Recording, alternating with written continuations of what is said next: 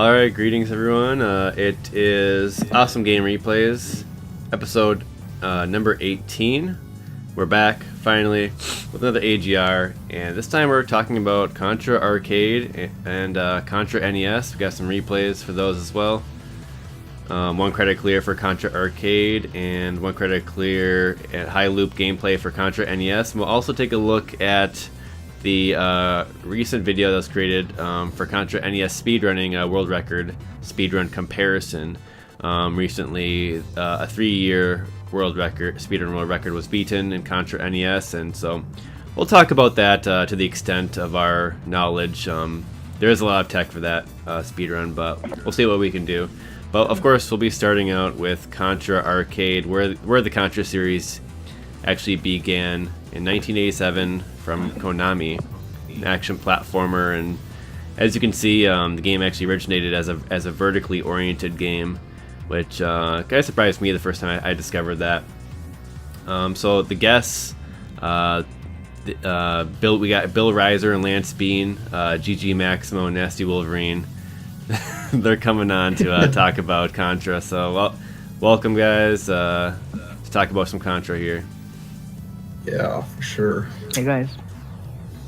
So I just want to start with a little factoid that I found interesting as I was reading through the Wikipedia page. Said that Contra, it actually refers to an award or title that is given to, well, let's see what it says here. It's a title awarded to a superior soldier possessing almost superhuman drive and ability while excelling in guerrilla tactics. This was in the Japanese instruction card for the arcade version of Contra. So that's a pretty awesome little factoid there.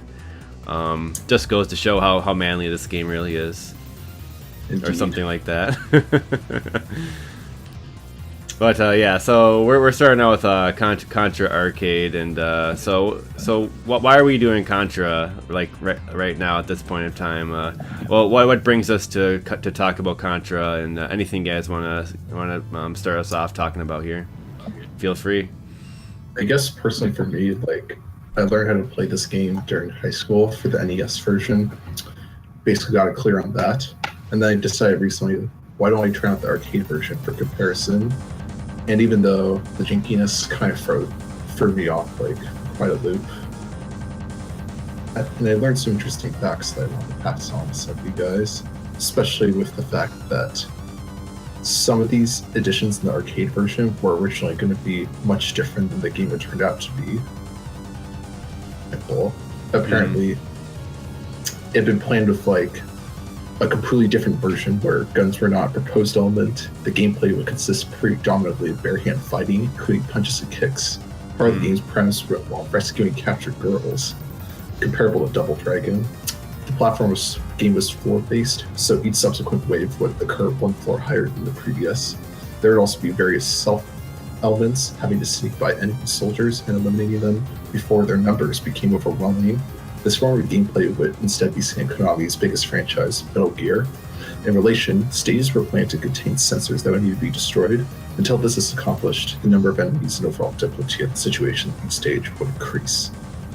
In addition, upgrade the player's jump height and allow for the ability to fire while running backwards, but ultimately, it did not make it into the final product of Contra, and what ended up happening was the upgrading of the player's jump height was added in the sequel, Super Contra, and then the ability to fire while running backwards was added for the Contra Adventure and Contra Advance Alien Wars EX. Okay, so you just said Contra originally wasn't going to be Contra at all. It was going to be a completely different kind of game. It'd be more like a beat-em-up style. Yeah. But instead they were just like, fuck it, we gotta do a run and gun instead. I think they just kind of want to change it up because there's a lot of side-scrolling games at the time that are just like you go from one screen to the next and beat people up. Yeah. Especially for that Konami's, especially at that time, they're always very aware of like cultural changes. As a result, you saw movies such as like Commando and Predator that were huge within like the marketplace. Yeah. And that I guess really inspired Konami to like make a game based off of that. Just playing yourself as a macho, machismo man wielding a big ass gun and gunning down everybody that gets in your way. Yeah, the Aliens influence and whatnot, and Geiger and all that, which also was part of Aliens. That's definitely something I think people automatically like know about Contra without even having someone to tell them. Yes, there are a lot of aspects from Aliens. The Geiger aspects are more dramatic in Super Contra than in Contra, but it just kind of gets in touch with it at the later levels. But like Super Contra is full blown Geiger at the end. Yeah, that's very true. And yeah, I should say also the plot too. In the year 2633, a meteor crash lands in the Galuga archipelago. Subsequently, the area is seized by a terrorist organization named Red Falcon that seeks world domination. 2 soldiers, Bill Reiser and Lance Bean, are deployed to neutralize the terrorist threat. During the mission, it is revealed that enemy is harboring alien entities, likely originating from the meteor, to stop the terrorists and eliminate the aliens. Dang, okay, so they came from a meteor originally. Okay. Yes. I don't think that was ever talked about in the games, so... It's in the NTSCJ version, but a lot of it was cut out for the US release. Okay. This happens in other Contra games as well, apparently. Which we'll be covering in future episodes. Okay. Yeah, sweet. So, yeah, we'll be just talking about Arcade and NES here, for the most part. I mean, there are a ton of Contra games, and also there are a ton of ports of Contra as well. Not just the NES, but on the Wikipedia page, the list of consoles, there's like 30 different ports, so... It was popular, obviously, so, I mean, a natural fit for something for us to cover. My story was pretty similar with Contra. Like, I played the NES game back in the day, and thought it was pretty awesome, and played it so much that I could get through it on 1 credit, and that was pretty cool. It was just one of those games that... It was just pretty much just... You knew it was fun when you started playing it on the NES. What about you, Nasty Wolverine? Is that a similar story for how you got into Contra originally? I never played the arcade version at all because we never had the Contra arcade machine here. What Sure. I had was the NES version, and I think I got it around when I was maybe somewhere around 7, 8, something. And it was actually my dad who helped me to like 1cc this because he used to watch me play, and if I would mess up, he would smack me upside the head. And yeah, he kind of coached me through to clear Contra. So The old, yeah, the physical learning routine, if you will. Yep. Well, I did 1cc it, so I have no complaints there.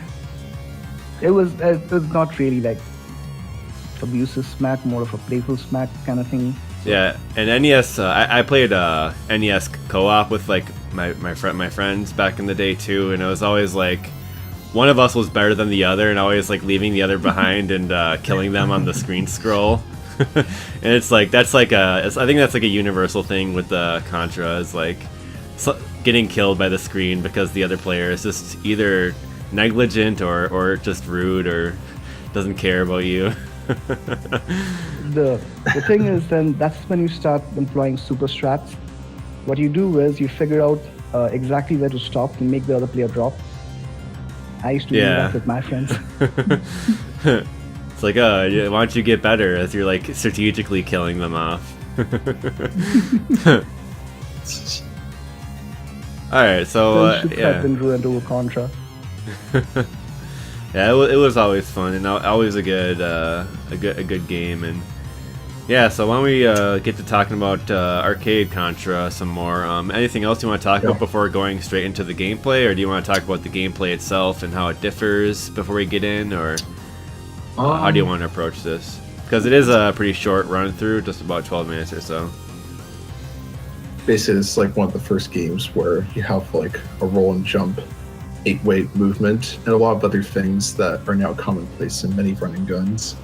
And basically, a lot of these ideas are implemented in the arcade version, but for like the NES version, I think, as you'll see later on, the control implementation is much smoother than the arcade. I think it makes the NES version much more enjoyable as a result.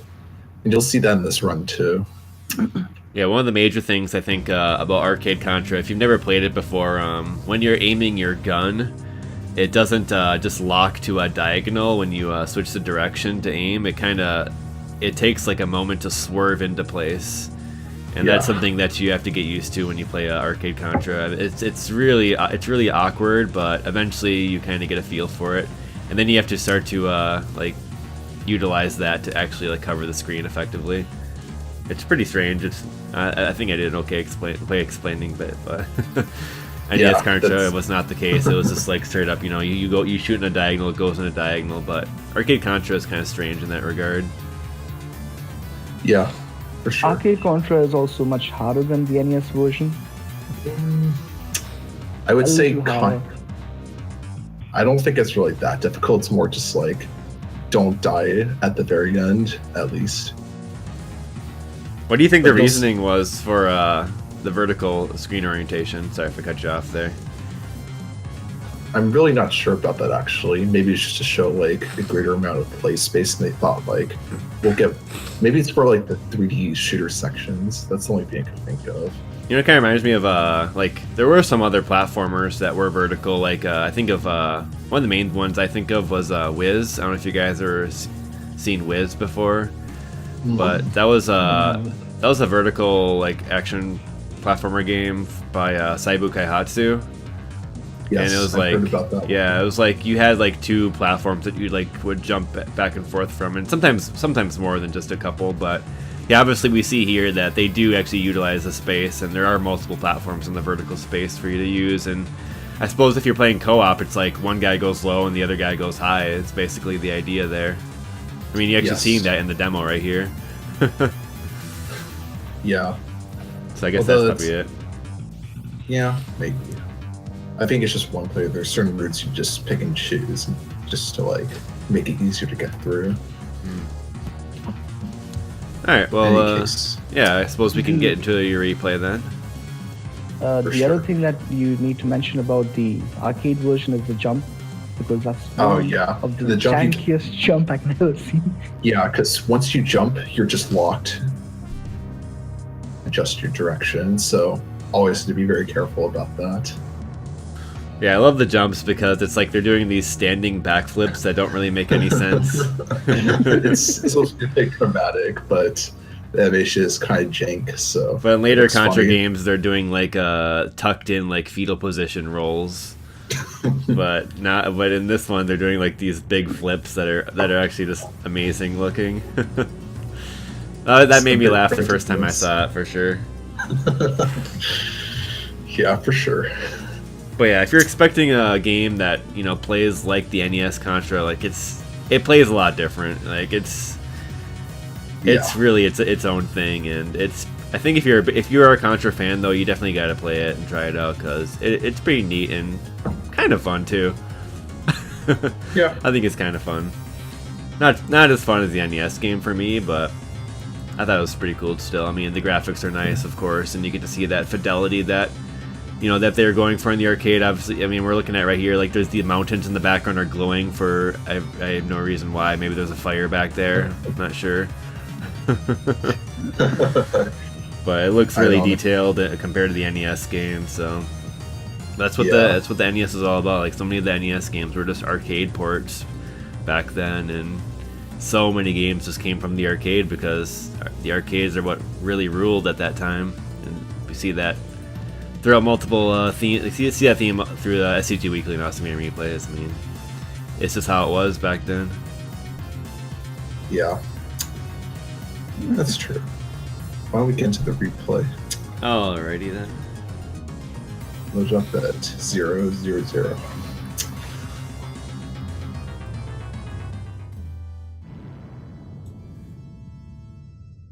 I'll be ready in just a moment here. Okay.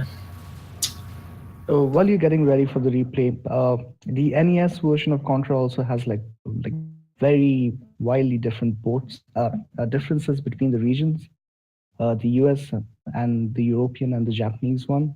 But I think we can talk about that once we get to that replay. Yeah, there's like a few things to point out, especially like Japanese version having like nicer stuff to do, like some ship it has. Cool. All right then. Suppose I'll do a countdown here, and we'll check out Arcade Contra. Which region is this, by the way? This is US Asia set 1. Okay. But basically, the Japanese version, the only difference would be the title screen being in, Japanese rather than English. Alrighty. Cool. All right. 3, 2, 1, go. So there you go, stage 1. Almost always a super spread shot, so I always make sure to get that. And then you can just go along the bottom here. No issues at all.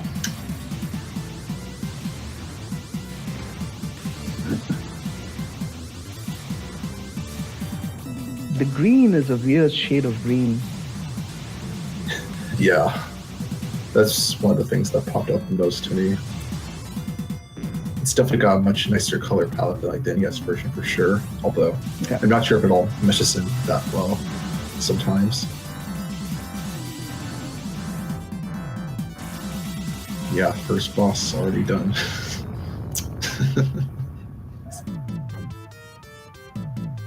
Oh yeah, that was one of the big differences. You actually run through the base manually in the arcade compared to Yes. the NES. Yeah, That was different. yeah, like the screen actually scrolls up and stuff. I thought that was pretty cool. And you got like this map really at the top. Yeah, I like that detail. It's really nice. I should also mention for this run too, it's primarily survival based. Because although you can milk some of the regular runs for score, I don't find it really particularly enjoyable for this game. I see you've got a timer that's actually counting down to 0. Yes. If that timer runs out, you lose a life. Okay, so if you were to score, I guess you'd use as much as that time as Yes. possible. Exactly. You try to get it down as low as possible. Do some flips. Nice. Indeed. Yeah, you got the second boss right here. Very easy to take down as well. So you see, as you're moving around and kind of aiming a little bit, some of those shots are just going off angle a tiny bit because when you're changing direction, the angle is it's only gradually changing. So once again, it's just weird thing about Arcade Contra that you may not notice. Look at that The waterfall. swerve kind of threw me off the first time I played it. Yeah, it is definitely weird. It does take time to get used to. It's that scuba guy just going in and out. He's waiting for the ambush. And those guys are much harder to destroy in this version too, so I just tend to ignore them by quickly scrolling the screen up if I need to. As you'll probably see right about here. Fires one shot off. Yeah, the waterfall's nice. And then here, this part is a little tricky. You have to get a good spawn. You have to know where the spawns are coming in once you jump up before jumping upwards and initiating the turrets on this boss.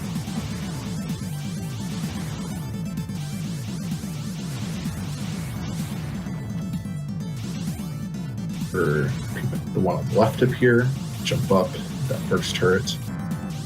Oh, so you can get the turret kill uninterrupted? Is that the If you reasoning don't- there? If you don't do it right, then an enemy will jump in. Either an enemy will jump in, or you will get cornered, and then you lose a life. And although you can get the spread shot back in the next stage, it's quite a considerable downgrade from before. Even more broken than it is in the NES version. That boss was much harder than the NES version. In the Yes. NES version, you don't get enemies during bosses at all.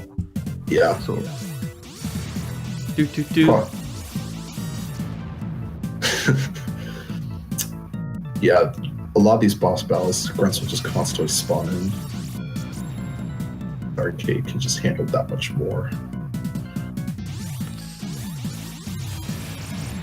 And Yeah, just like in the NES, you shoot like the one target and the whole wall blows up. Yeah. Although it's interesting that like the barriers, there's like actual barriers instead of just like things covering up the main key lock that you need to destroy.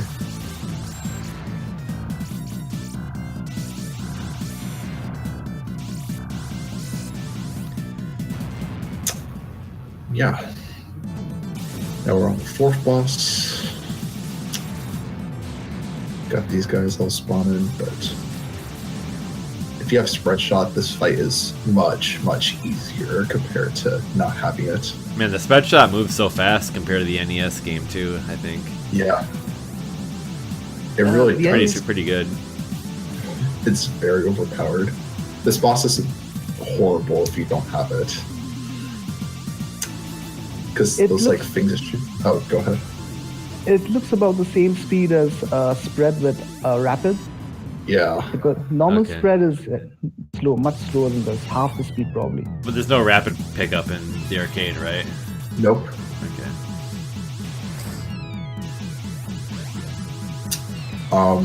I think like a few of the weapons are actually NES only, like the barrier option.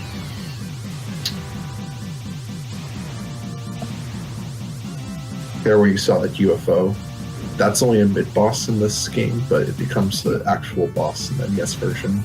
Yeah, I noticed that. Wow. I messed up there. You're supposed to like quickly shoot back and forth, but you get pretty decent recovery in this run, so it's good enough. Dang, they're doing like those belly flop jumps. It's pretty awesome. The enemies.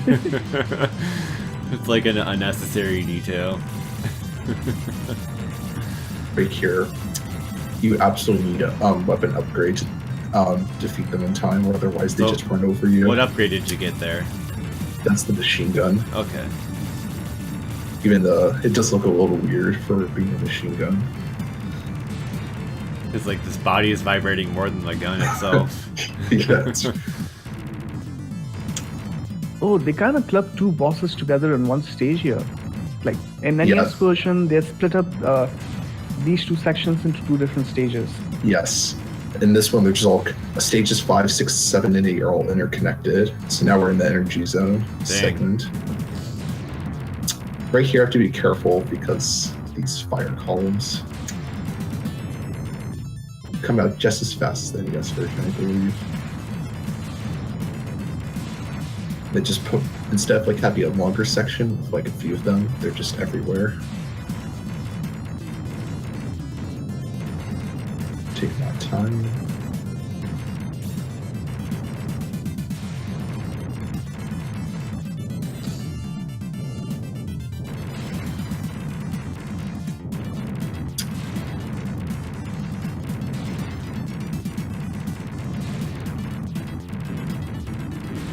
I should also mention too that the enemies are definitely not as smart as the NES version. Like they'll never get as smart, or they'll like crouch down and like fire shots at you. Only just running and shooting at you. And those enemies too are like RNG, like they are in the NES, right? Like when they come up, like how they come out and whatnot. A bit, yes. Can't always predict the exact same spawns Yeah. every time. Yeah.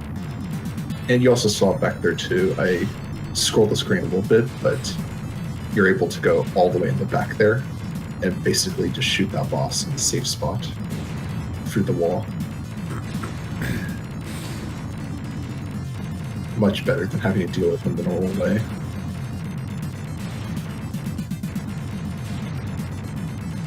This intersection is very short right here.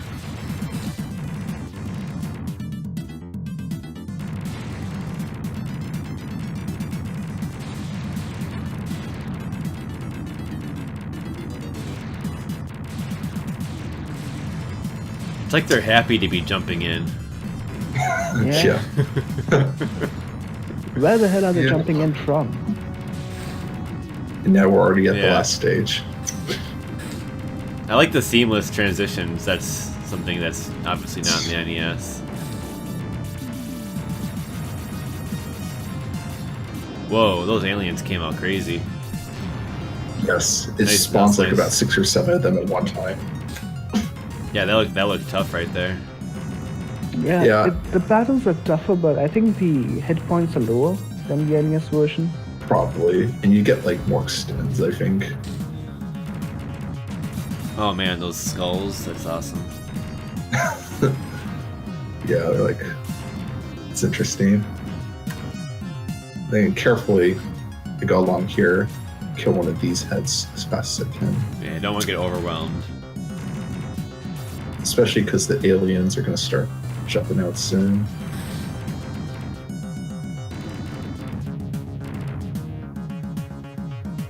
Yeah, Konami really liked these aliens and whatnot. They even put them in stage 2 of Gradius 2. It's basically a Contra stage. Yeah.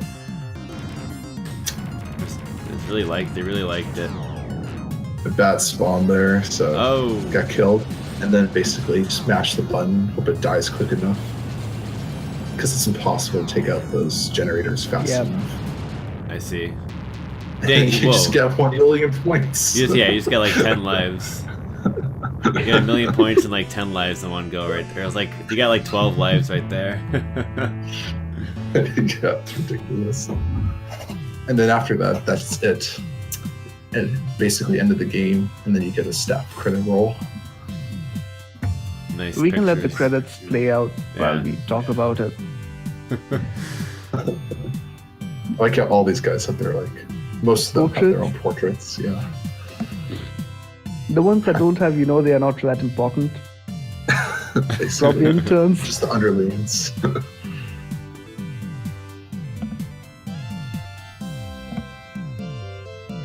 Oh, this ending track is nice. The music, I think, is pretty nice in comparison. Like, obviously it is the original, but I like the twanginess. Yeah, It's pretty fitting.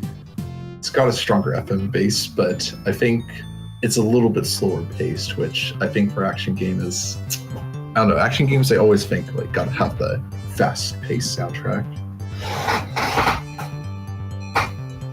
It's a little slow for my liking. I remember Yeah, I saw like an interview with like the composer for Contra, and they're asking him like, or they showed the composer like a remix, like a hard rock remix, and then the composer was like, oh yeah, that's exactly how I would have wanted the music to be. Like it's supposed to be like hard melodic rock type of stuff, but obviously had to work within the limitations. Yeah, only So it's one cool. Yamaha. It's cool to hear that was like confirmed, like because the if you ever listen to like remixes where people actually do guitar covers, it just sounds really great. It just sounds like perfect for the Contra music. I think if the guy did the Super Contra soundtrack as well, Yeah, then he did. he probably took those into. Okay, well that makes sense because I think in that game, like the hard rock is much more apparent in that one than this. As far as I remember, he did, but I'll just check it right away. Okay, I just want to make sure.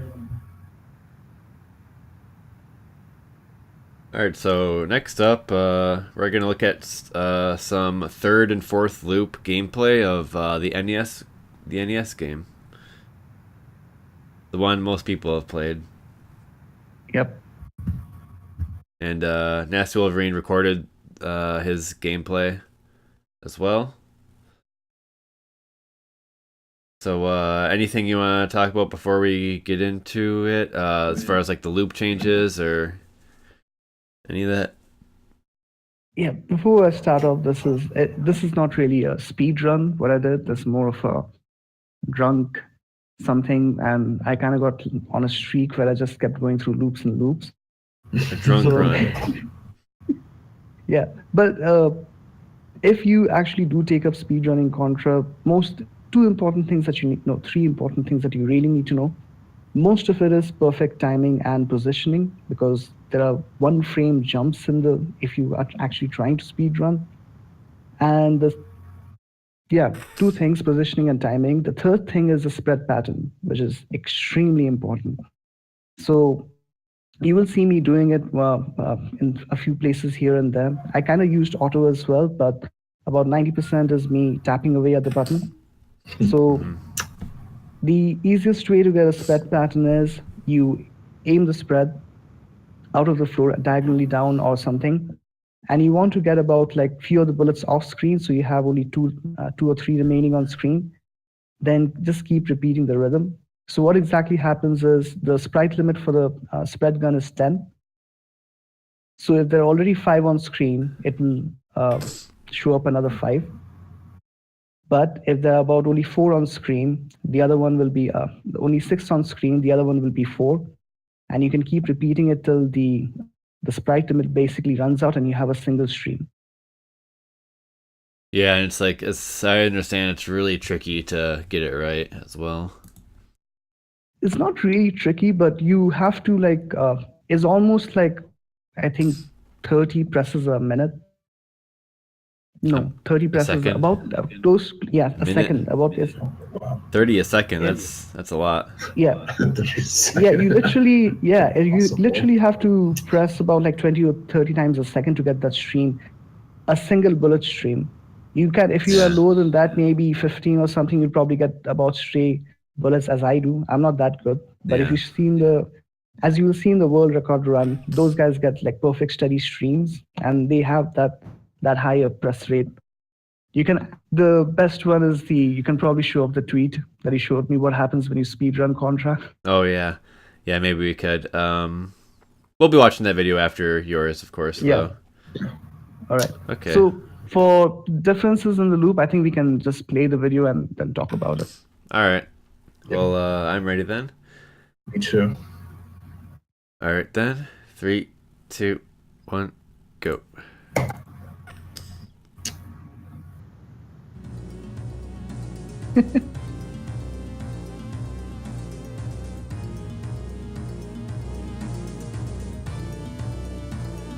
Okay, so to start off with, this is not the Konami code. I think I have about 4 or 5 lives. No, I have about 7 or 8 lives or something. Yeah, it's like 6 from the beginning of the stage. Yeah, so you start off with defaults, right? Yeah, I did start with defaults. The Konami code is for overseas. So you can see in the second and third loop there are more like grunts. It actually fills the screen with grunts so much that the game slows down, cave style. Pretty funny. And most of it is me doing safe strats because I wanted to clear the third loop and then go for the fourth loop as well. So I played it pretty safe. So this is like textbook example of how you should play it safe. Right. But I die a lot because there are a lot of more grunts here.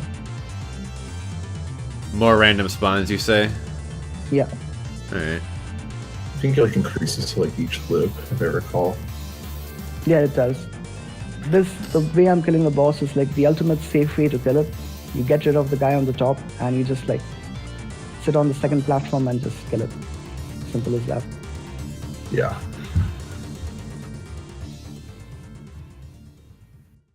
For bases, there's nothing more than a memorization. You have to remember each room, how it is set up, and there's a way to go about it. Generally, if there are turrets there, you want to take them out. Then you just want to like relax and get rid of the core. Yeah. And that's really it. The bases are much more difficult to get the single stream out because unlike in normal stages where you can the spread goes out in a semicircle and you can get some of them off screen earlier than the other. But in the base stages, you always have, I think, a split between 5 and 3. So it's very hard to get only a single stream going because you can always have 3 of them on screen all the time. Mm-hmm. Only way to get it is like be really fast. I think go up to like 40 presses a second and get lucky with enemy hits because once enemies absorb bullets, those bullets are off screen and they can be repumped into the stream. 40? That's not even like humanly possible. I think you're exaggerating there. Yeah. You have to be extremely quick. I don't know how fast you have to get to a single stream, but you have to be extremely I think quick. typically like 26 presses is like the human limit. Something like that. 28. I'm not sure about that. It sounds like something you program robots to do for you. Because I think, like, I don't know. From what I read about, even the speedrunners have trouble getting a single stream off in those stages. Okay. So even they have a tough time getting it. Like, you can always cheat with autofire, because with autofire you can actually get those the single stream going. Like, we didn't mention during Arcade Contra, but there is a laser weapon, and what other weapons are there that we didn't talk about? There's also a fire weapon, and I think that's basically it. The F. Fire weapon. Everybody hates. Horrible in the arcade version.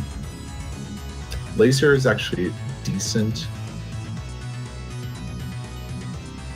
Yeah. Just never get the fire weapon in the arcade version. If you can, always get the spread shot and try to like not die.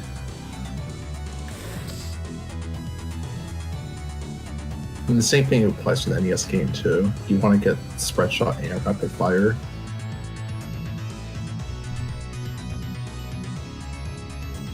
Because not only doesn't. Oh, yeah, go ahead. Here I took the safe strat of like killing all the turrets and everything. There is a jump glitch in this stage as well because it's random. So the height that you clear on each jump is from what I was reading about, is set on a variable that changes each time you jump. So sometimes you'll actually get lucky and jump higher than normal, and you can actually bypass certain sections. Skip a platform, yeah. Yep.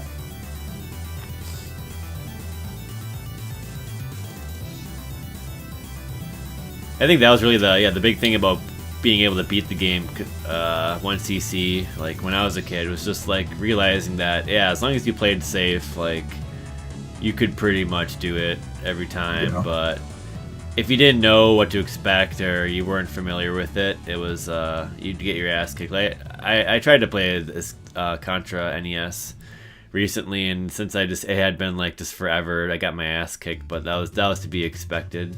Yeah. I'll say the same thing, where it's like I played this a little bit the last few days.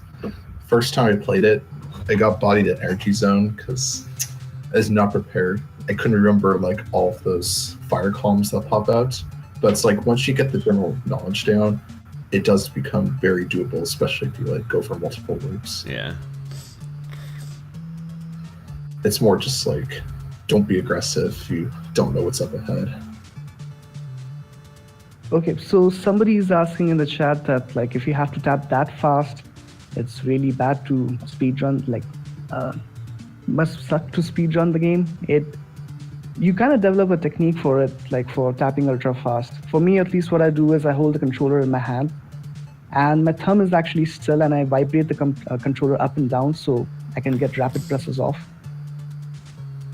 I think some people use the arcade style, where they'll use like their index and middle finger on the buttons. Yeah, but then you have to do the claw hold, and I can't do the claw hold at all. Mm-hmm.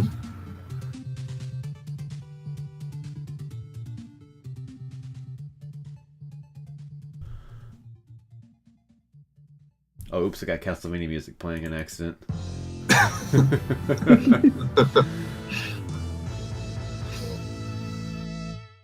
The original NES didn't have turbo buttons, so you don't.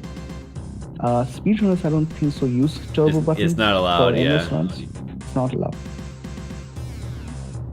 I play on emulator nowadays, but I'm so used to tapping for auto rapid fire that I use the auto fire like in clutch situations. You can easily tell in the runs where I use it because it'll be suddenly a single stream. Yeah, and your arms are getting tired too. Yeah, because this is already, third loop is already at 30 minutes in, so half an hour of rapid fire kind of starts taking its toll.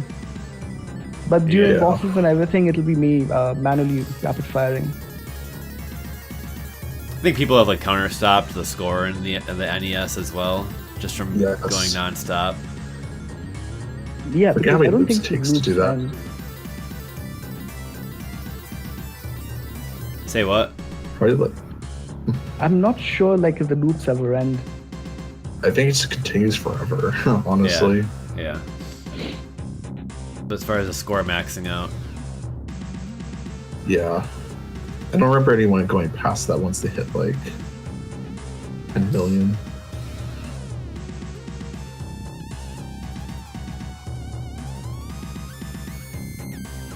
As you can see here in the NES version, these next few stages, they're much more expanded upon compared to the arcade version, which is a very key strength of this port.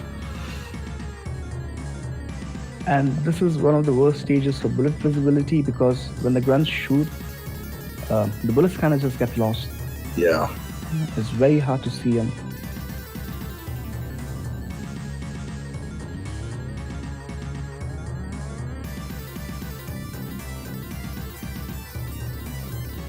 Most of the run, like running Contra, is preemptively killing stuff which are already there.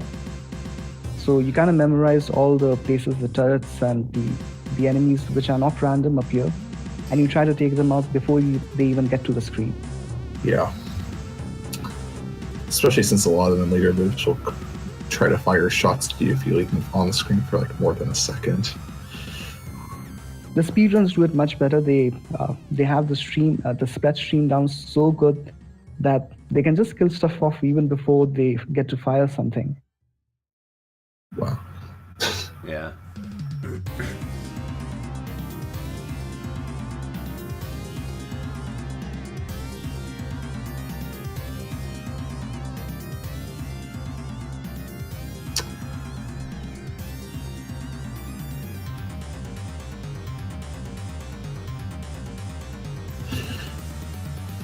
Here we come to the UFO boss. This is me manual rapid firing, so all you have to do is just stand below it and just shoot it to death. Yeah. One of the worst stages in the game. Yes.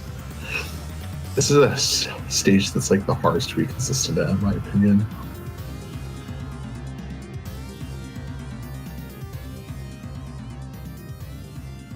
The funny thing about the stage is all the files, they have two patterns. Some of them are linked to a global timer, so they will repeat the pattern regardless of how long you get to take to get to it before they even spawn. So they are set on the global timer, which starts when the game starts and keeps going. Some of the other ones, they are based on the proximity, so they'll only trigger once you're closer, and those are the harder ones to dodge. Yes, it's true. And there's actually a strat in the speedrun I see them do where they actually pause the game to skip one of the fire cycles here. Yeah, to skip it from like the activation from going off while the game's paused with the timer, and then they resume to actually save like the 1 second it takes to wait for the flame that gets in the way. Pretty cool. Yeah. Pausing it to go faster. Makes sense. Yeah, and that's a bit tricky back there to do as well, but once you get the B, the rest of the stage is easy. Yep. The B lasts till from the time you get it till about the last fire column thing.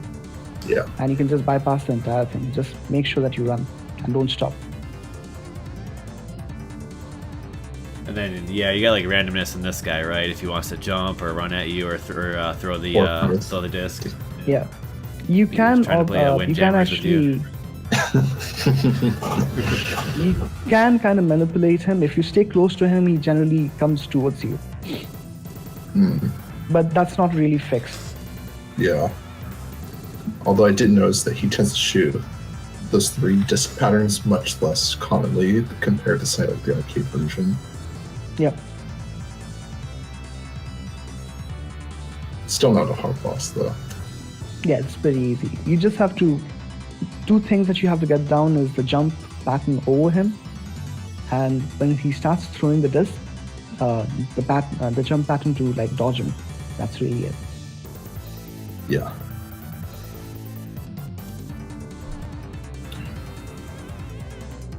Slow down.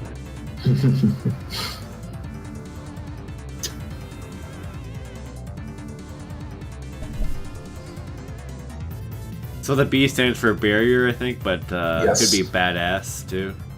Badass barriers.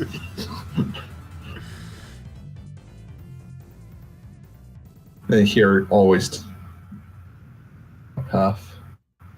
Because I never got the timing down on the bottom half for these. They're mostly proximity based, so you stand close to them, get them to trigger, then cross them. Except for So the I last guess they're one. numbered. Oh.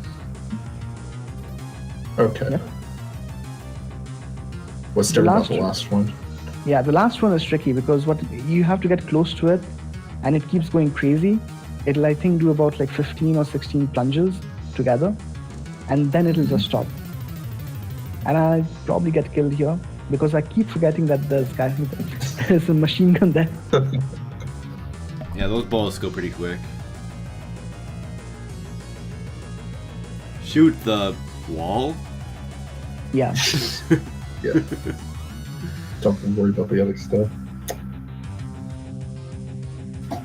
They should have put like that can expose control panel for the wall like on the other side or something. Anyway. Yeah. Shut up. As a kid, that boss never made sense to me. Like, you're just shooting at a wall. Yeah. You're basically shooting at like some alien king's head, and then somehow it survives, and you have to beat up its heart later. So this one releases like 2 alien babies or whatever it is. This portion you need to be really careful because if you let those white things live, it gets really hairy really fast. Yeah, I like zoom around the screen. They can like go out of it and then come back in too. Once you get the S here, the rest of the stage is pretty easy. You just like finish it. Yeah. You can just run across the entire thing without even worrying about anything.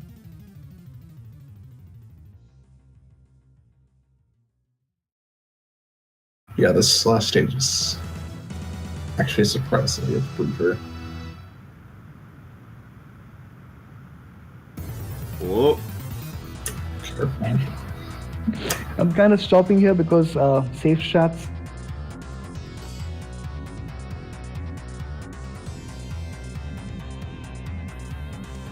Oh, they...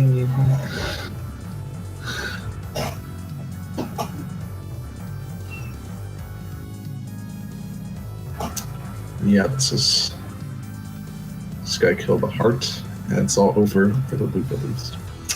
The funny thing is, most of the enemies don't really go up that much up in HP, except for the heart. Yeah, Because that one usually goes it up a gets a- lot. Yeah, keeps taking longer and longer to actually kill it. So yeah, Yeah. first loop, third loop. This is. None of Yes. so that's the only boss that gets more HP. Yeah, That's most of pretty the other interesting. bosses, the HP increases. At least I feel like the HP increases, but it's not much. Like from maybe 20 hits to maybe 25 or something. But for the Red Heart, it goes like no, Red Falcon. Sorry, it goes up like maybe 20 to 40 or something. Mhm. Gotcha.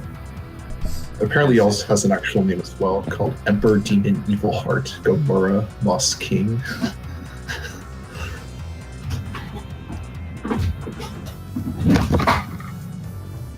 And then the alien head earlier on the stage is called Emperor Demon Dragon God Java. All right, so let's jump to 53-57 for the fourth loop, and we're actually already an hour into the or actually no, we're like 45 minutes in. I think we're still good, but unless there's not like too much significant changes for the loop, I prefer if we only watch some of it. But if there's something cool awaiting, I don't mind watching it either. We can probably watch the first stage and then the last stage. All right. Yeah. Sure. And then the 5-1. Because there's like some Yeah. funny one shot there. Yeah. And then what? Oh, he was just showing, because like in his replay, he had 11 lives entering to loop 5, and then he's like, I'm gonna suicide and see how far I can get, like, with loop 5, Oh, I see. just to show off. All right. Well, when you guys are ready, I'll start from 53-57 here. Wait, hold on. Actually, yeah, I repositioned the video. I thought the credits might take a little longer. I'm ready whenever you are.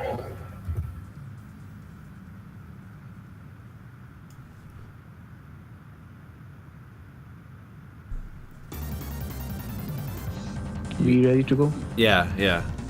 All right, 3, 2, 1, go. All right, so 4th loop.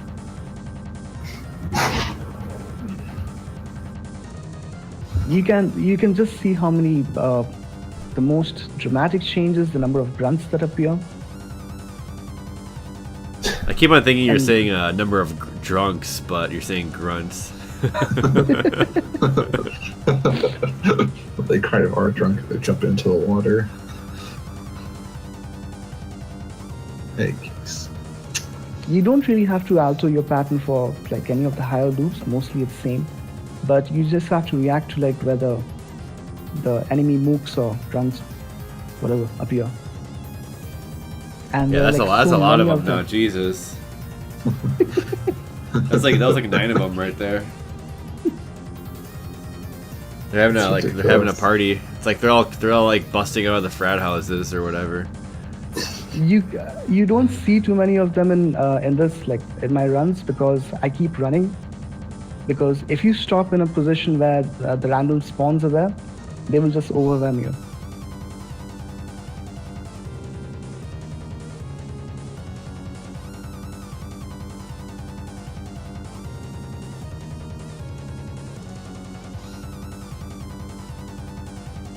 All right, so we can jump to the last stage. So you guys want to do that?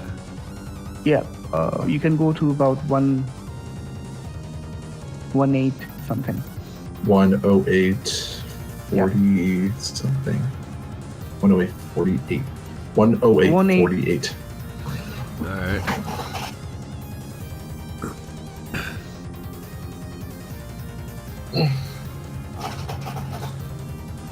All right, I'm ready. Yep, ready. All right, 3, 2, 1, go.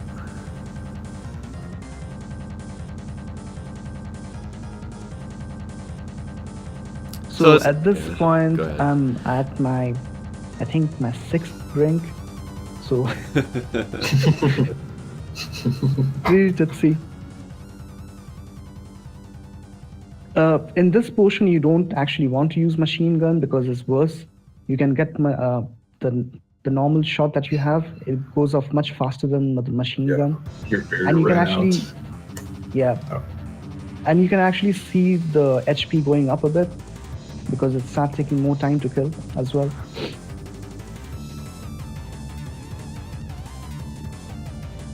Wait, this guy too gets more HP? Or you said like they all do a little bit? Yeah, everything starts getting a little more HP as it goes on. Even the mooks? The ones that die in one hit, they always die in one hit. All right.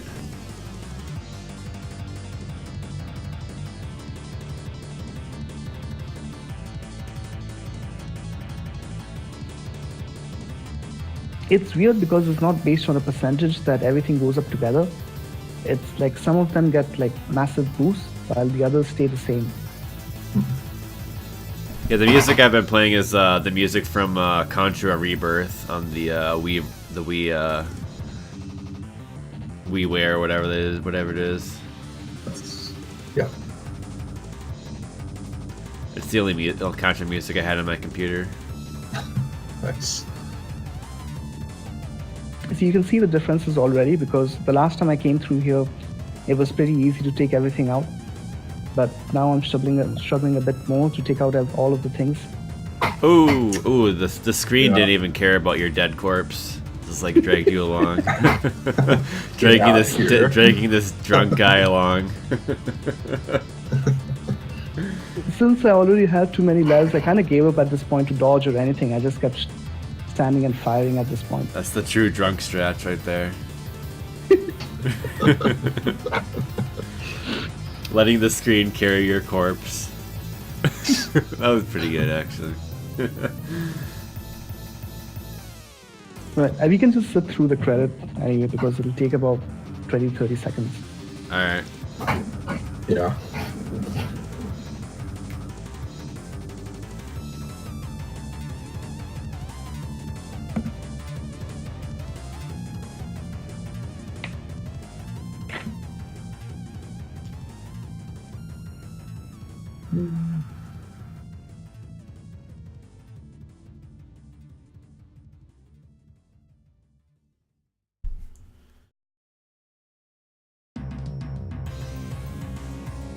So at this point, I kind of got like, I was really tired. I was considering should I go for a 5-all or just like leave it at it, leave it at 4-all itself. Decided on the second because I was getting pretty drunk. Yeah. Yeah. Smart choice. But the funny thing is, like, after 1 hour of playing it, my hand still hurts because of all the rapid fire and everything. Now when I think about the speedrunners, they actually go through a lot worse because once you get stuck in a restart hell with this game and trying to get your spread back up to a stream must be brutal. Yeah. I've definitely seen reset hell going on. It's usually when they jump into the base on the first stage. It's they either die or don't die when they jump in. Yep. So good game. There is one particular stage, I think in stage 5, there is a particular spot, which is the jump timing for that spot is 1 frame. It's exactly 1 frame. There is no leeway. There are no 2 frames or anything. Just 1 frame. And I was like pretty surprised. Like people still do it. So this is where I give up in the replay. And it's pretty hilarious because everything starts killing me.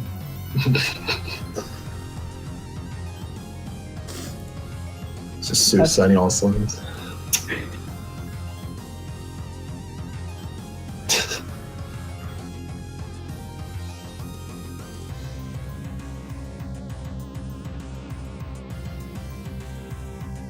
In the normal game, the first loop, you only get one of these moves and runs here, but at this point they just like spawn however many you can.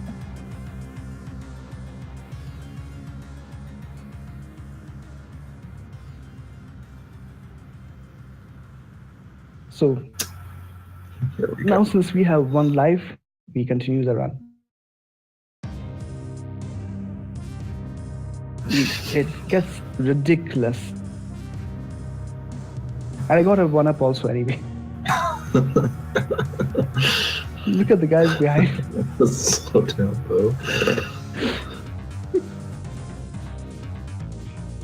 It's way too many fronts, man.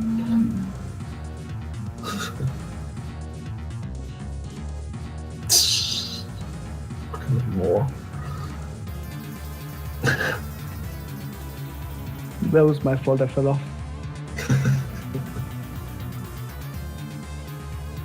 They just come in like bursts sometimes. It's pretty funny. Yeah.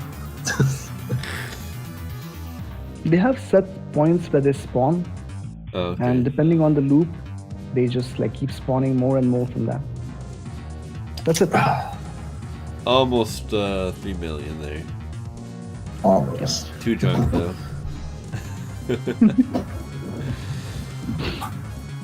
Anyway, good stuff. Now we the best stuff, the side by side we are. Yeah, so basically, yeah, we've been talking about like some speedrun stuff as we've been going along, and we are gonna actually look at well, recently I had mentioned earlier that recently a 3-year-old world record for the speedrun for Contra was beaten. DK28's record was beaten by I think 0.2 or I think it was 0.1 seconds by Angry Lynx, and someone made a comparison video of the 2 world records, and I thought it was pretty cool, and so we're just gonna watch that and comment to the best of our ability, not being speedrunners of the game. Basically what we'll be doing here in just a moment.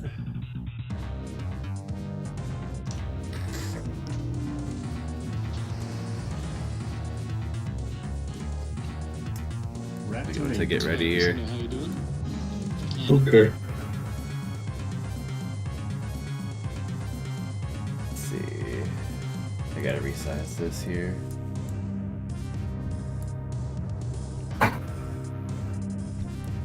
But yeah, so it's like Contra NES is one of the more popular NES speedruns. It has like something like 100 players on the leaderboard, I think. Wow, that's a lot. So it's actually like a thing in the NES speedrunning community.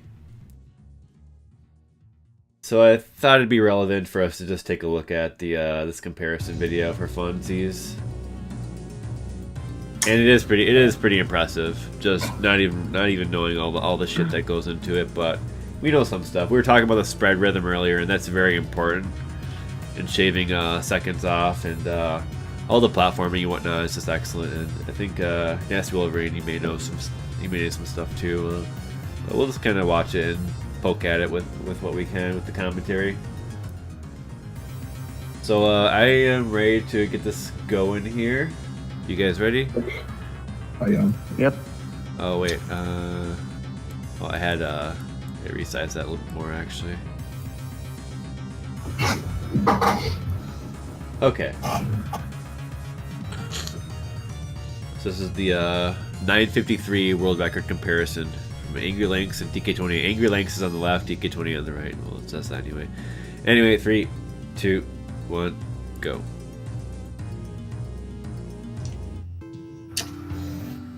At first, when I saw this, I thought they were racing each other. Oh yeah. No. Hey, Crescendo, how you doing? And what do you mean?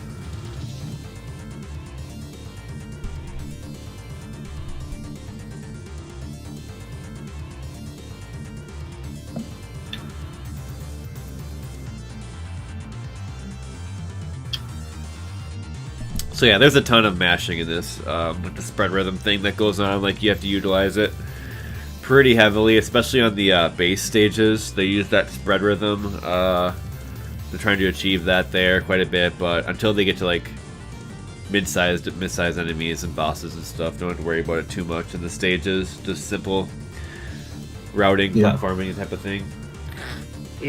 If you ever see them shooting off screen, that's them trying to get the spread rhythm going. Yeah. Then here's the first gambit. Got to get through the bubbles and then take out the base. That's reset heavy there. That thing is reaction based, so you're not like sure you'll always get the pattern that you want. So you have to react based on what it throws out. Interesting. Guess that means there's a bit of RNG involved. So you saw their first stage was pretty much identical, but now you'll see some deviation. Particularly DK28's spread rhythm mashing is impeccable, whereas Angry Lynx is pretty damn good at it also, but just not quite as good. You can see them like waiting for enemies to hit enemies to get the spread rhythm going, because it's almost impossible to get it off the walls.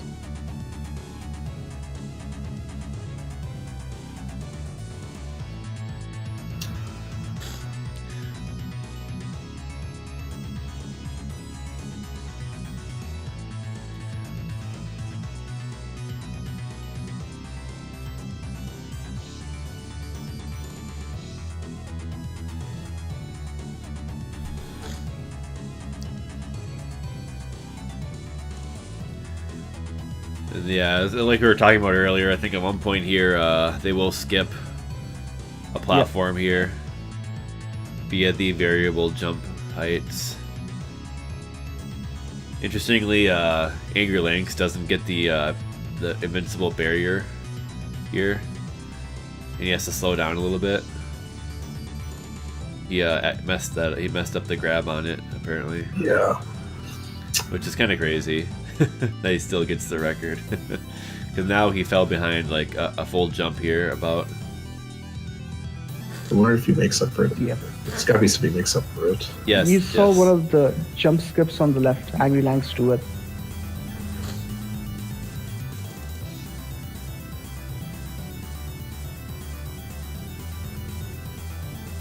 Oh, he did. Now it's like almost on So par. yeah, they got to kill the boss in the first vulnerable cycle there. Otherwise, it's game over for a world record type run. Yep. Since the mouth closes for like 2 seconds or something like that. The run's pretty optimized, so.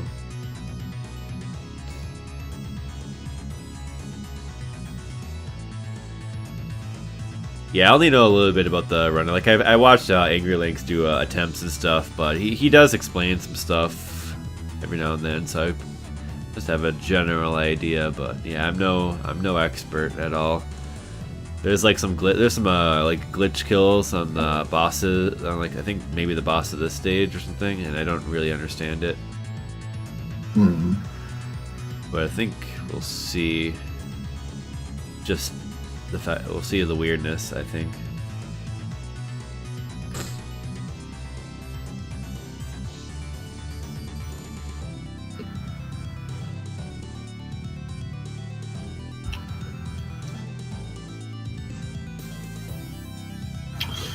But I know, yeah, when Angry Lanks would do the attempts, he can only do like 2 hours at a time because the mashing is just so intense, and any more than that, he has to like take like 2-day breaks and whatnot to let his arm recover and whatnot. Like the mashing is pretty intense.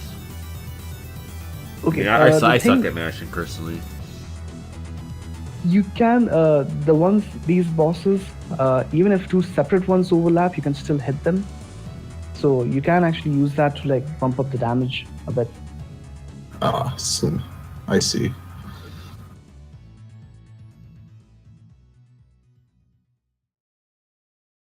Maybe that's what they refer to as the glitch kill there, because I think that's what they're doing there. Not sure exactly. Yeah, I'm not really sure about the later half of the run because at least the earlier portions, they use the same strats that I came up with as a kid, but they are just so much better at it. But the later stages, they start using strats which I wouldn't even have dreamed of. And I've been playing this for 15 years straight. Yeah. Like this strat here, the way they kill the tanks is super risky, super impressive, because even if they're about a quarter of a second late in killing it, the tank will shoot a bullet. Yeah, timing is really tight there. Like mashing is required for speedrunning it. Yeah, otherwise you can't kill fast enough. They're getting, they have the end of the gun inside the tank because they want to get over the sprite limit of the bullets. Have the Castlevania music playing again. Alright, fuck it, let's go with the Castlevania music. Mix it up. I already went through the Contra music twice.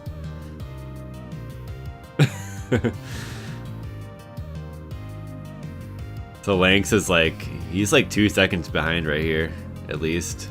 Yeah.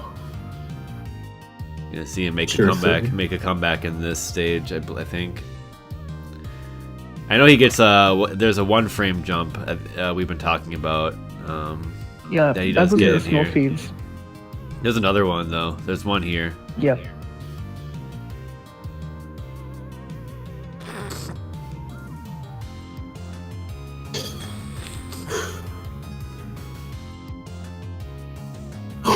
So Lanks actually paused the game right there to get past that 3rd flame.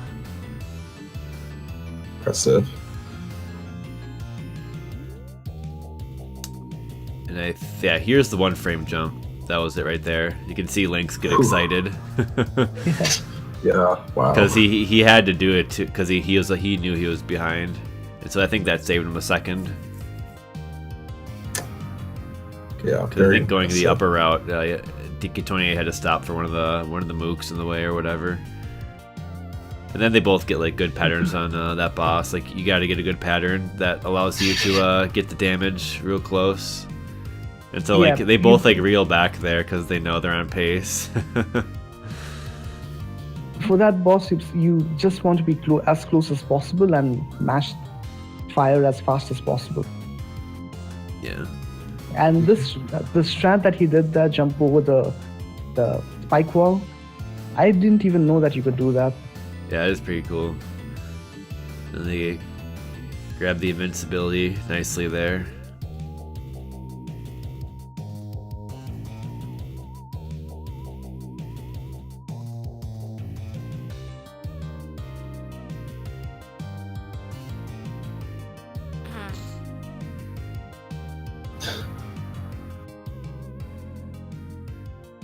Blanks had to stop a little bit there because one of the random guys was right below him. He had to swerve to the left, so there's that random element there that can make a difference. I see. I don't think DK28 had to though, but regardless, somehow they're tied here pretty much. Yeah. Blanks is behind by like 0.2 seconds somehow. Yeah. I think his boss kill might have been just a scratch faster. Yeah. It's the only thing I could think of.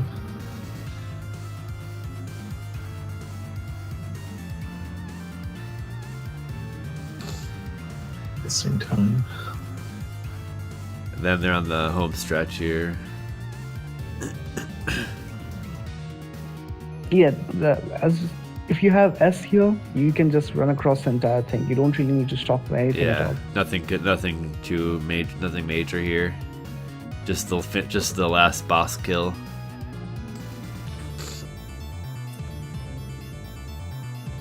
Which Leg somehow kills it faster by like 0.3 second, 0.2 or something like that, or 0.1. Yep, just barely faster.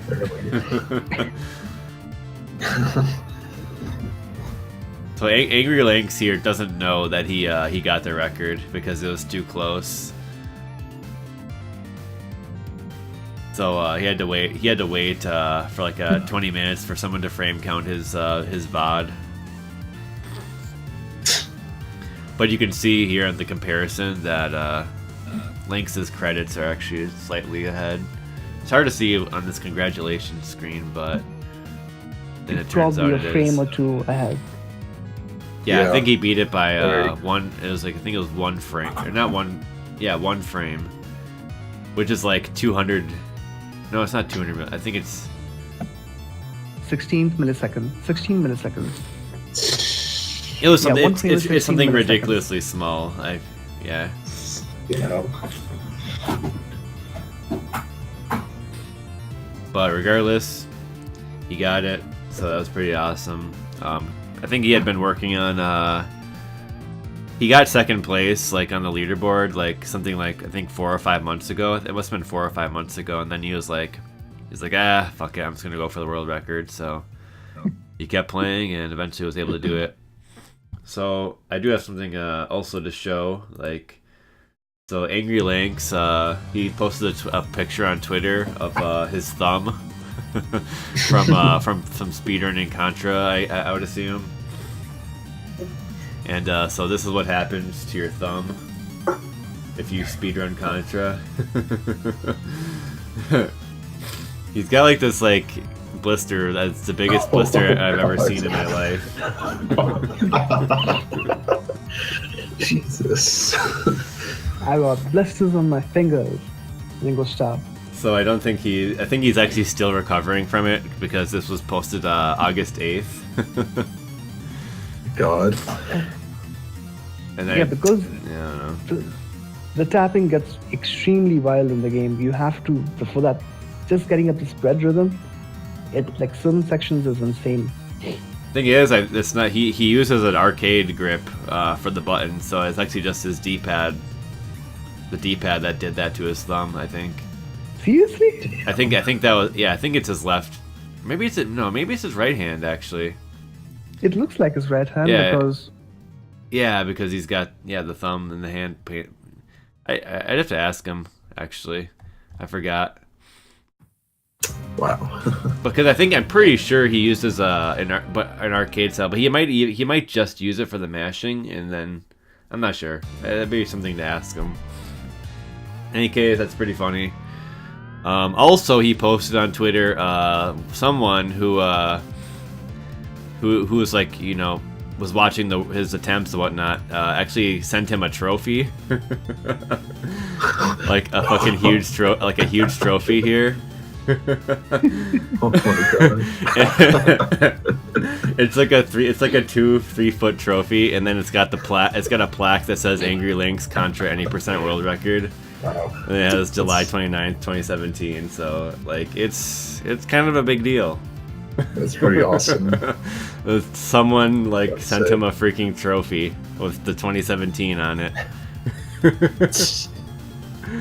Pretty funny. In any case, I just want to show that to wrap up the episode. That's pretty much all we got here. Yeah. But yeah, so we took a nice little look into Contra Arcade and Contra NES. You know, they're classic games. And if you haven't played Contra NES or even Contra Arcade, you definitely should try it out. And basically any of the Contra games, they're all pretty solid, honestly. Yeah. There's no like major stinkers or anything. I would say too that like getting a Contra 1-all is a very good challenge for anyone wanting to get into like what's seeing like games in general. Oh yeah, sure. Definitely. Even though I have played Contra longer than I have played Super C, Super C is actually one of my favorite of the two. Yeah, But- Super C is great too. I think I like it more than the NES, the original Contra, honestly. Yeah, But I have like it as well nostalgia. because- Yeah, I got nostalgia for the first one though. And Indeed. the last Contra that I played was Neo Contra. I like that for the cheese because it's one of the most cheesiest cutscenes and story that you'll ever get. Yeah, I really like the SNES game myself. But hardcore and the Alien Wars, the Genesis and the SNES game, those are both like super excellent, and I think everyone's got to play those because like they really show off the hardware and they're really just great presentations. And same thing with like the PlayStation and PS2 games, but it's just not as exciting, I think. PlayStation games, it's like I remember those ones being good. I think it was like the PS2 ones that might be like decent. Oh, okay. I always forget which one's which. This one where it's like see the Contra adventure where it's like got this weird 3D perspective, but it's so hard to play. Yeah. The PS1 Contras are a bit janker than usual. Jake. Dang.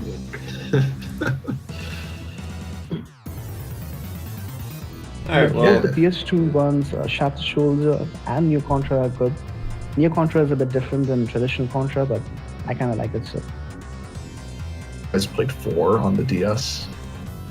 yeah, 4 is cool because it uses both of the screens to kind of do the vertical style, just like the original arcade game. I thought that was pretty interesting. Nice. I guess I'll have to check it out at some point. I haven't played it yet Ah. myself, but it uses both screens, which is pretty cool. Interesting. I also need to check it out. I have a DS, but I don't have the card for it. So Sounds like we all gotta play some Contra 4 then. Yeah. I need a DS. Help. Send your donations now, people. Yep, the SCG Weekly DS Fund. Official. GoFundMe. Yep.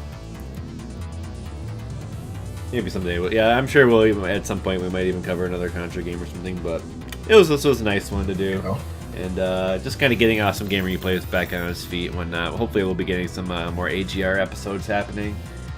yeah, for sure. But yeah, hope people enjoy this, and I think that's going to wrap it up for Awesome Game Replays episode 18, Contra Arcade and Contra NES. Thanks for watching. thank you for watching, everybody. Yep, take care, everyone. See you next time.